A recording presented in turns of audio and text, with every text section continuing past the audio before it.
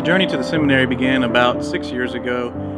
I began to truly begin practicing my faith, and so in doing so I wanted to discover who Jesus Christ is, and I began to frequent daily Mass. I began to go to confession frequently, as well as I discovered Eucharistic adoration. Fortunately for me, my parish back home in Houston offered adoration, perpetual adoration, and so it was a good opportunity for me to pray for my vocation and what God was choosing for me to do, what He wanted me to do, how He wanted me to serve Him and His people.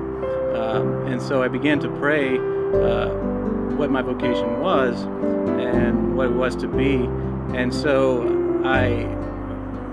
after praying, after discerning, I discovered that I felt that God was calling me to the priesthood, and that was something that, up front it made me a little nervous. I was pretty scared of that possibility of becoming a priest. It's something I never really thought about before, and for about 2 years I would say I ran from that calling that God was calling me to. And so one day I was out on a golf course in Houston, and the golf course, I was by myself. They paired me with another man, and we began golfing. We golfed the entire 18 holes, and afterwards I asked the man what he did for a living. He said he was a Catholic priest, and that he was the vocation director for the Archdiocese of Galveston, Houston. And so that's how I met Father Dat, who's the current vocation director for our Archdiocese.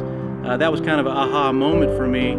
And I didn't see it as a coincidence. It was, again, something that, once more, God calling me, I believe, to enter the seminary. And so later I applied to the seminary, and fortunately they accepted me, and so I've been here now for 3 years at Holy Trinity Seminary, and I continue to fall in love with the idea of becoming a priest more and more each day, and I just pray for that grace that God will give me for me to persevere.